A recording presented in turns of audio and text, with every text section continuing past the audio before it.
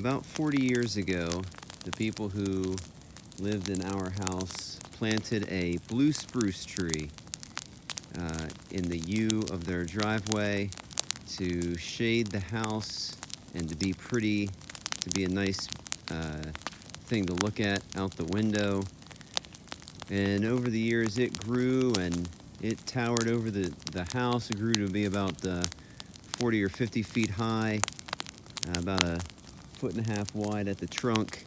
It was a nice tree.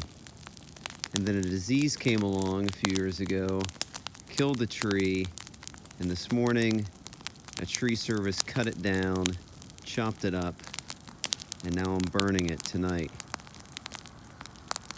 It reminds me of a passage in Paul's letter to the Corinthians, the church at Corinth, where he says, we need to lay aside every encumbrance, everything that's so that weighs us down, and the sin which so easily entangles us and trips us up. And we need to run the race set before us.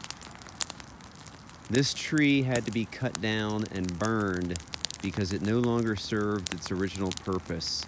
It was ugly now, it got in the way, and it posed a danger.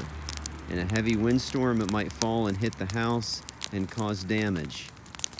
What in your life no longer serves a good purpose? Maybe it served a good purpose at one time, but it no longer does. What do you need to cut out of your life and burn? What is weighing you down? And I don't mean silly things. I mean serious things. What sins are killing you? What things are not sins, but are those things which weigh you down? Things that might be good, but they still get in the way of you chasing after Jesus. What are those things?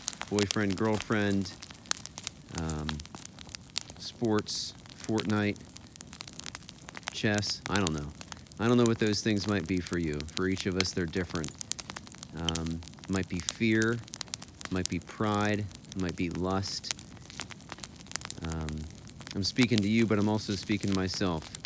What do we need to rip out of our lives and kill because it gets in the way of our pursuit of Jesus?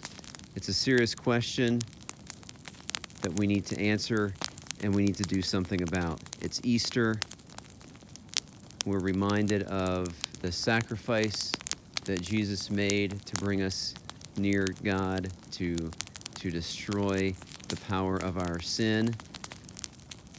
What can we do in response? Not that we earn God's love. We can't earn God's love. It's a free gift of grace, not a result of works. Nobody can boast about being saved. Nobody can boast about being a Christian. That's God's doing. But what can we do to chase after God? What do we need to cut down and burn in our lives? Answer that question for yourself.